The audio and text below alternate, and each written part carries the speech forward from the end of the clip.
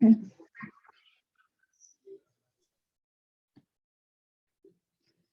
today I have Heather with me. Hi Heather, would you like to introduce yourself and tell us a little bit about yourself? Well, I'm Heather Martin. It's very nice to be here with you, Donna, today. And most recently, I'm the author of The Reacher Guide, which is the authorized biography of Lee Child, the first ever biography of him.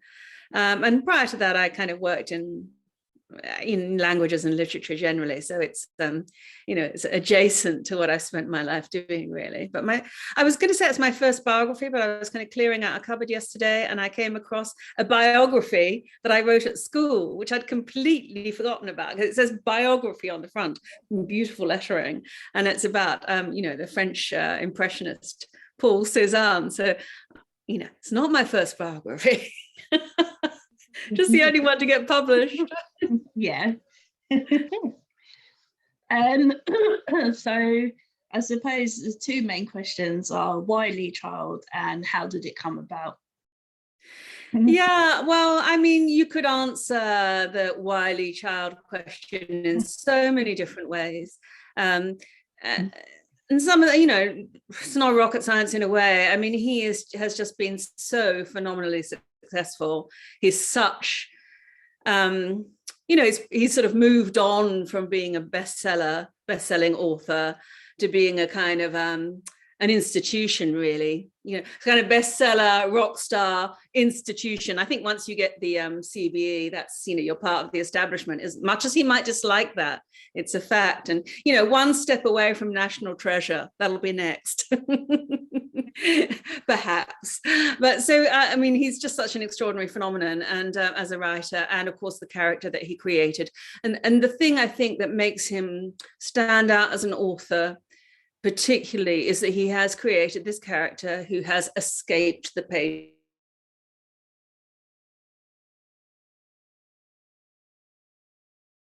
Just kind of never goes away. I mean, he's always popping up in conversations all over the place. You hear about him in the most unexpected places, in Parliament, in cafes, in lecture halls, wherever. He's a reference point. And so he's become part of popular mythology, a bit like, Robin Hood, basically.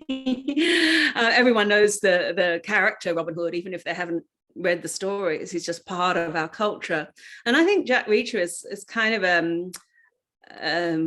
acquired that kind of autonomy as well. So for those reasons, I think. And then as to another why is simply opportunity. How life is. I met Lee, and this connects up with the how. I'd already read his books. I'd read one, and then, like so many other readers, I was hooked, and I read them, I didn't read them in any particular order. I just read them as they popped up, as I came across them. But I had read a lot of Jack Reacher books, probably all the ones he'd published by the time I met him. So I kind of met Jack Reacher first. And then I happened to meet Lee Child in a social context in New York. And he was and I met him at a dinner. And he sat next to me. This is pure chance, really. Well, I knew I was going to meet him, but the sitting next to me was chance. But he was such a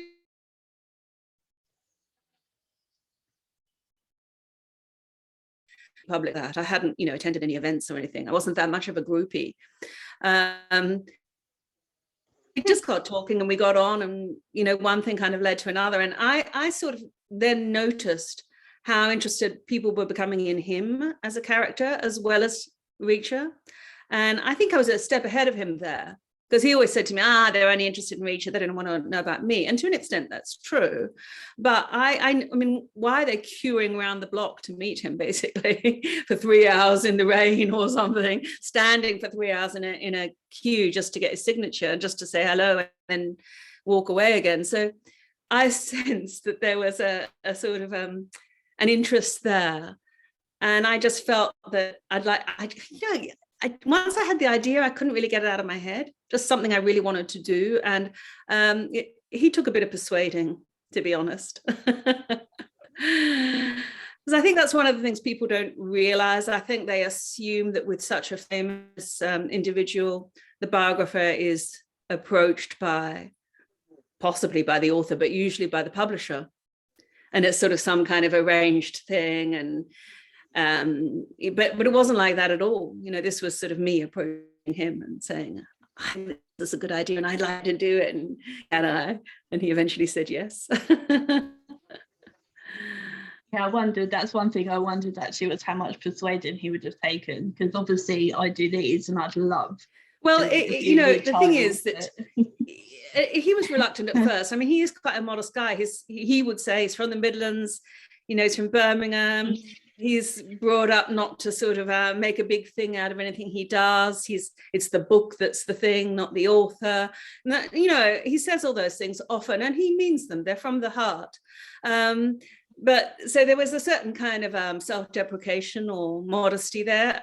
I mean, he can be incredibly arrogant, but he can also be very modest. So he can be both those things at the same time, like I suppose a lot of us really can be contradictory. But he was reluctant for those reasons. And he was saying, oh, you know, when I stop writing Reacher books, people will just forget about me. I'll be nobody. Why would you want to do a biography? But I think we just kept on talking. We were corresponding. We became friends. We had long conversations. And then, of course, I think the tipping point was when, and I've told this story before, but the tipping point was when he sent me one of his books in Spanish and asked me, because he knew I was a Spanish academic essentially. And he asked me what I thought of the translation. And I gave him a kind of analysis that said what I thought was good about it and what was bad. And I think he was very surprised by that. He was surprised that I didn't just say, oh, it's great, or oh, I didn't like it, that I actually kind of gave him a breakdown of what I thought was good and what was bad. And I think, well, he has said previously that for him was a really important moment, because he felt that I really understood his writing, and that therefore my desire to write the biography was, you know, that I had some sort of grounding in interest and experience and ability. So that was kind of important. And then I suppose eventually I sent him some chapters and he quite liked them. So, you know, we thought, let's keep going. It's like the extension of a long conversation, really. You know, if you're having a conversation and it just carries on. Yeah. And became a book. And a very thorough book it is too. So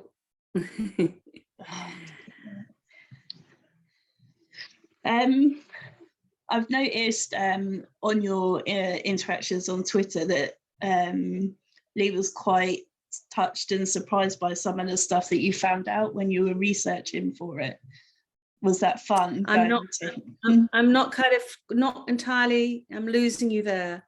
Oh. I only heard a couple of words there about something starting out and fun. One second. I noticed with your interactions on Twitter when you've been promoting the book, that Lee said that you found out a lot of stuff that he couldn't remember from his childhood. So was that fun finding it out firstly and then reminding him of it as well? It was great fun, actually. And in fact, that was another, I think, important moment, because I'd had a lot of conversations with him and got to know him quite well one-on-one. And then I basically thought, well, I can't just have his voice in this biography. I've got to hear from other people. And I want to hear from people who knew him before he became Lee Child. And I actually managed to track down some people from his Granada days without him, you know, giving me any names or any information. And so I actually sort of came back to him and said, oh, so-and-so's told me this and so-and-so told me that. And I heard from this person who sat next to you at Granada, and I think he was a bit taken aback by that. And then that was another thing where he thought, she's obviously just going to do it regardless. And then he gave me a couple of key names. He gave me the name of his basically two really close friends, one at Granada and one at King Edward's School from when he was at secondary school. And also he finally, after much pestering, gave me the name of his English teacher at secondary school. And those three people were just gold dust. I loved talking to them, and I'm still in touch with them. And they were so interesting, and I sort of went back and forth with them alongside my conversations with him. But the other crucial thing, of course, was they kind of hooked me up with loads of other people. It became a sort of network. So the guy from school, said, "Oh, what about so-and-so from school?" And so I pursued that lead, and the same at Granada, really. And I just kind of, that way I was able to sort of spread the net more widely. And it was very useful because I was able to go back to, it was fun, sure, but it was also, and that's how I got to know him as Jim Grant, because of course all those people knew him as Jim Grant. Some of them, and this fascinated me, some of them didn't even know he'd become Lee Child. Some of them didn't have a clue who Lee Child was. So there was a discovery for them. There was one woman he was at Sheffield University with, who he'd been quite friendly with, was part of his group of friends, and she had no clue. And the next day she was off down to Tesco and started reading, Jack Reacher books. So that was fun. So I kind of reconnected him with people that he hadn't spoken to or heard from, in some cases, for 20, 30, 40 years. So yeah, sure, there was a bit of a buzz to that.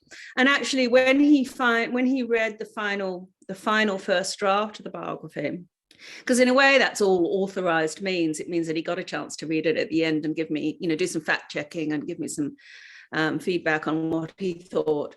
He did say that was what moved him that most about reading it, was the memories of the fact that people could remember him at all, and the fact that they were interested in talking about him, and the fact that on the whole their memories were positive.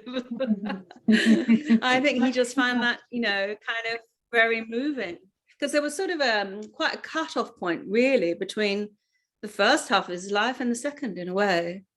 I mean, conversely, a lot of people who know him as Lee Child still don't realize, or hadn't, increasingly they do, but I still come across people who had no idea that, that's a pseudonym, that he was born James Dover Grant, whatever. So yeah, that was fascinating. And I probably enjoyed that part of it as much as anything. And I really liked all the different voices that gave me, so that it set up a certain conversation between them, even though they hadn't met. And it was a little bit of a way of fact checking some of the things he said, or at least cross-referencing, what he'd said about his boyhood. Yeah, because when we remember our past, it's basically a whole lot of stories, isn't it? It's stories that we've heard from our parents, from our siblings, that we've told ourselves over and over again. We all do that. And of course, he's a storyteller by profession, so he does that like to the nth degree. How much couldn't you include? Was there stuff that he told you that you weren't allowed to put in, and was there stuff that just wasn't relevant? Well, yeah, that's an interesting question as well. I mean, he really is not someone he didn't intervene at all on my interpretation of things. So if I showed him in a better or a worse light, he just said, that's up to you. You just, say it how you want. He was very, very permissive in almost every respect. And when he did that fact checking read, it was so funny, really, because the things he corrected were, to my mind, very trivial. The example that sticks in my mind was there was a time when he was putting up some shelves. This is student days, or just after student days at university. He was putting up some shelves in this flat that he'd bought. It was the first flat he'd bought or rented. And, he'd knocked a hole in the wall because the walls were so flimsy. And he was telling me this because, to give me an idea of the kind of place he was living in. And well, that's how I wrote it. And then when he read it, and this is like a couple of lines in 500 pages, when he read it, he said, oh, that was not that house. It was my student digs, the one before. And in a way, that makes absolutely no difference. It's a tiny detail, but I corrected it. And, so the things that he corrected were like that, really. There were, I think I self-censored quite strategically in the first place, because one thing that's relatively unusual about it is that it's a biography of a living author. And obviously you do get quite a lot of memoirs. You get people doing their autobiographies or their memoirs, and of course they then decide what to put in and what to leave out and how to spin it and whatever. I was very conscious that, you know, of his family, and I wanted to put the focus on him as a writer and his past and what made him become the writer he is, rather than his current circumstances particularly. And there were a couple of things he told me of a more personal nature that I put in that first draft. And then when I submitted it to the publisher and they'd read it and they'd, you know, accepted it, and we were at the editing stage, I actually wrote to him and said, just wonder if I should take those two things out. If maybe, you know, discretion is the better part of valor. And he said, yeah, I would appreciate it if you did. But he didn't tell me to do that. He didn't ask me to. He didn't insist that I should. So it was kind of, I guess I got to know him so well by then that I sort of, instinct told me that wasn't a good idea. So in other words, I took out a couple of things like that were more significant. But otherwise, no, I had a lot of freedom. And I suppose the only other thing I'd say is that, of course, he's a huge brand in publishing. And every now and then you have to be careful what you say around the publishing, you know, industry itself. And that's one of the reasons it was great, of course, to publish it with a different publisher to his, because I had more independence and more freedom. What did you find out that was most different from the man that you got to know? I suppose inevitably you meet, you mean what about Jim Grant was most different to Lee Child? I suppose inevitably you meet Lee Child as a public figure. He's a public person, you know. I did meet him socially first, but then I started going to events and I saw his public persona, and I'd read interviews, and you know, so he's in a sense he's a performer. Anyone who speaks publicly is really, and I guess I didn't realize, and therefore he's sort of front and center on stage, you know, the star of the show that he's in. But when I met him, I think I hadn't realized that at heart and historically he was very much the backstage guy. And if an alternative title for, I called it the Reacher guy, because that's how people know him. If they don't know his name, you know, if they don't recognize the name Lee Child, then you just say, oh, he's the guy who writes the Reacher books, and they know who he is. I could have called it the backstage guy, because actually he's kind of quite a quiet guy and happy with his own company. He did all that work in theatre as a younger man, behind the scenes.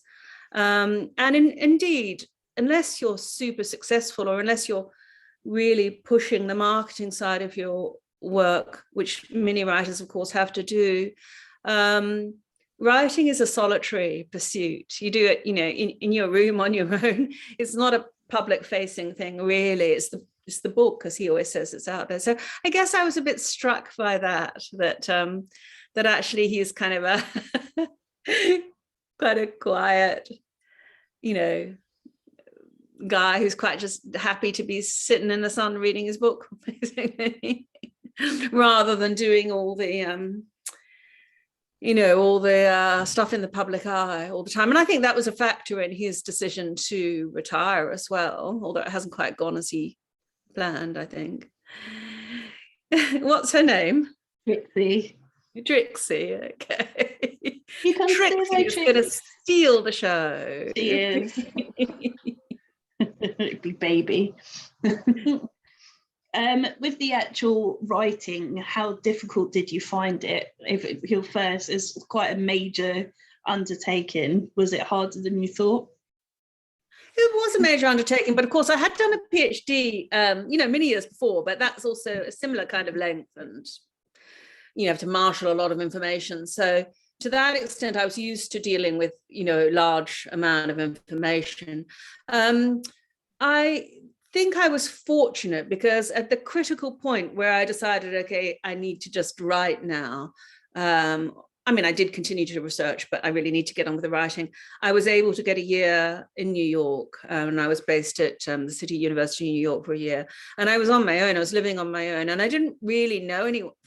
Very ironic. I didn't really know anyone in New York apart from Lee Child. I mean, strange circumstance. Of course, I got to know other people, but and so I just sort of sat in my 11th floor apartment with this great view out over Soho towards the Hudson, and wrote. And I think that was very conducive to writing because there were very few distractions.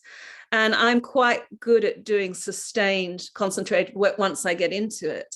I'm not so good if I've got lots of interruptions, but in those circumstances I am. And I think I was quite practical about it because I'd already written by that point about 10 chapters. I mean, there are around 40 or something in the book. And I'd realized that the way it worked for me was that I needed to take each chapter as a self-contained thing. So, each chapter would tell its own story, which helped me a lot with the writing because I'm used to writing things of that length, do it all the time.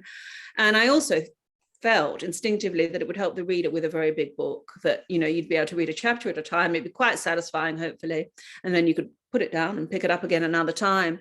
And I basically found that worked for me, and I just needed to have an idea or an image or a moment in time or some kind of concept at the beginning that really would give me the organizing principle for that chapter. And so everything I wrote would have to in some way, maybe not obviously, but in some way relate to that basic idea.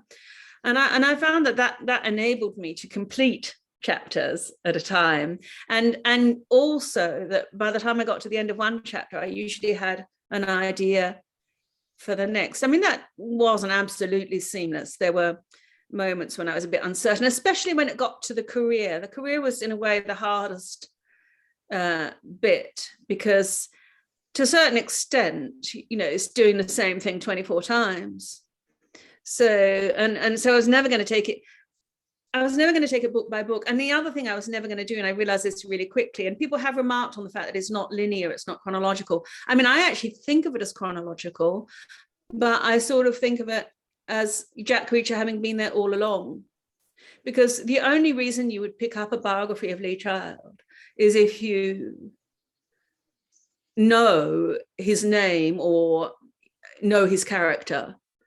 And therefore you already know that he's written these, 24 best-selling novels.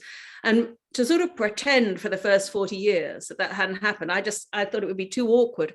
So I basically had the Reacher books there from the start.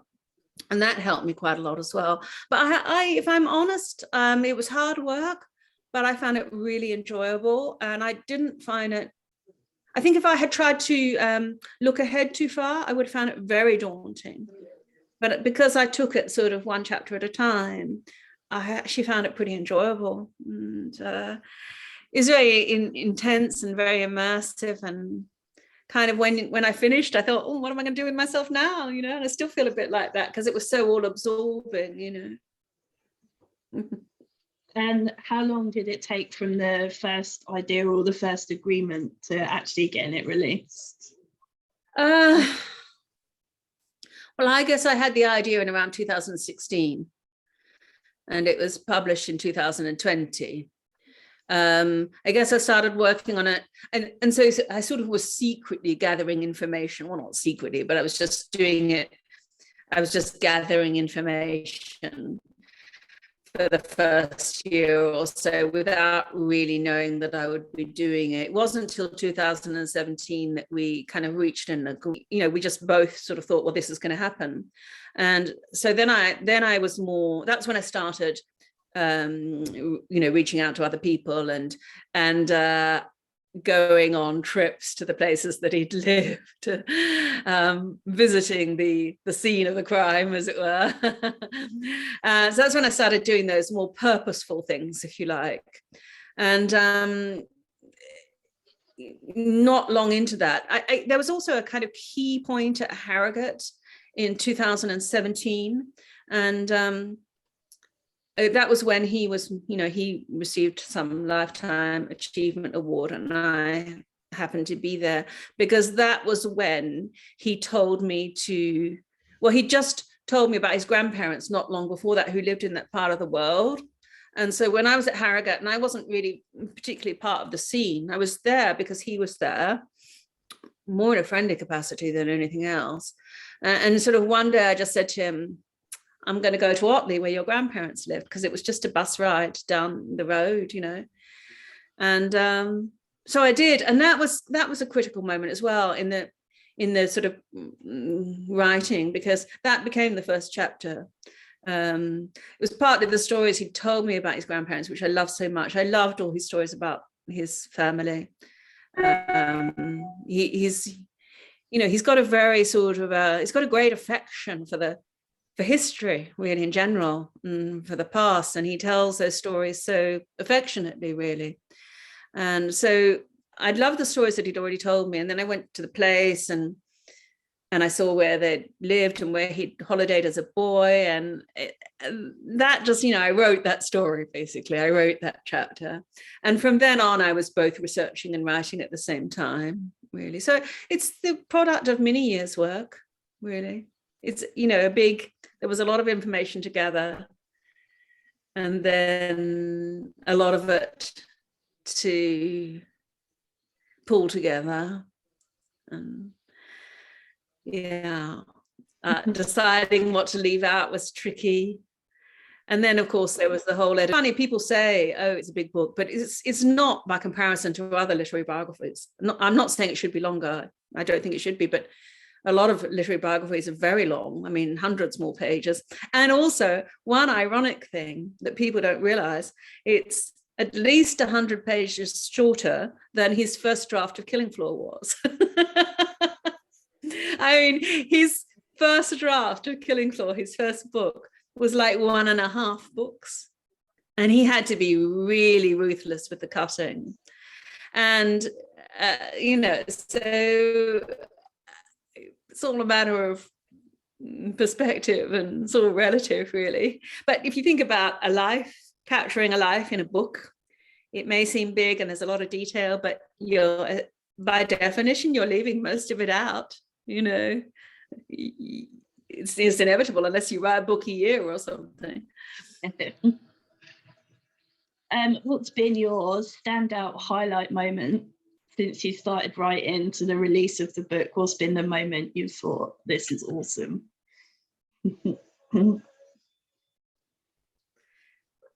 That's quite a difficult question, to be honest, because there have been lots of highlights. You know, obviously publication itself, seeing your own book in book form is pretty special, and the publisher did such a lovely job of it. I mean, they really did produce a beautiful book, and I'll be forever grateful to them for that. So that was huge. I kind of got a big thrill out of Lee interviewing me for there was no pun intended, but for the Big Thrill magazine in the States. That was just kind of fun when someone had that idea, oh, why don't we get Lee to ask Heather the questions for a change? So that was great. And I suppose perhaps it was when I went to the archive at the University of East Anglia. They have the Lee Child archive there, you know, boxes and boxes of his papers and bits and pieces that he just threw into boxes over the years. And it was, I suppose, seeing that first handwritten draft of Killing Floor, you know, because famously he wrote it in pencil, and he wrote it all out by hand several times. But I think that was a case where he said he had absolutely forgotten how much work he'd put into it, because it's a long time ago and he's done it so many times. And in a way it became easy or he had confidence that he could do it because he'd done it before and it had been successful. So after a while, you believe in yourself, don't you? But that first one, he put just so much work, and I was astounded by the amount of work he put into it. And all the sort of meticulous, not planning of plot or character. He had a completely clear vision of character from the outset, and plot, back of an envelope stuff. Although it did get revised later. It was all about the style and the mechanics of the book, and how long it should be and how many words per chapter and what other writers were doing. And it was all very, very carefully planned as a product. He was always a businessman. He always approached it as a product. How does a book like this work? And how can it's not cynical really. It's how can I do the best possible job of this task I've set myself? I want to write this kind of book and I want to do it as well as I possibly can. So he put in vast amounts of research and himself, again, not about the content, but really about how, what it takes to write a book that's going to sell, going to be commercial fiction, going to be popular, going to be a page turner. And it was a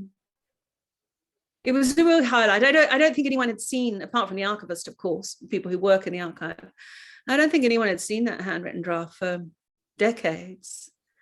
Not sure the publisher ever saw it. They saw the typescript.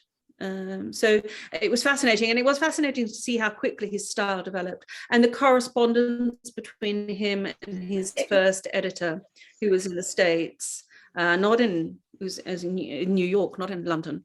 And that correspondence was fascinating, the feedback that he got and the way they worked together and how quickly he got the hang of it. So yeah, that was a big highlight. Yeah, that sounds amazing. What a treat to be able to see that stuff.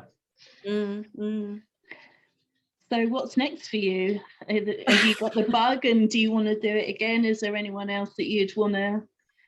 It's $1 million question, isn't it? Yeah.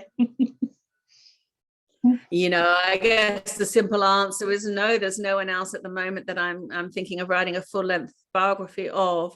I do like telling the stories of people's lives. I think I'm fascinated by real stories, real people, real lives, and trying to get that balance between, sort of giving a factual account of their life but making it readable. So giving it the feel, the quality of a story, so that people actually enjoy the read. I mean, as you probably know, I just did one the other day of, a little mini biography really of Amer Anwar for The Independent. And, and I'd done something like that under the languages heading before, where I was employed by Cambridge University to tell the stories of people who were multilingual and how they'd come to be multilingual and how that had defined their life and who they were.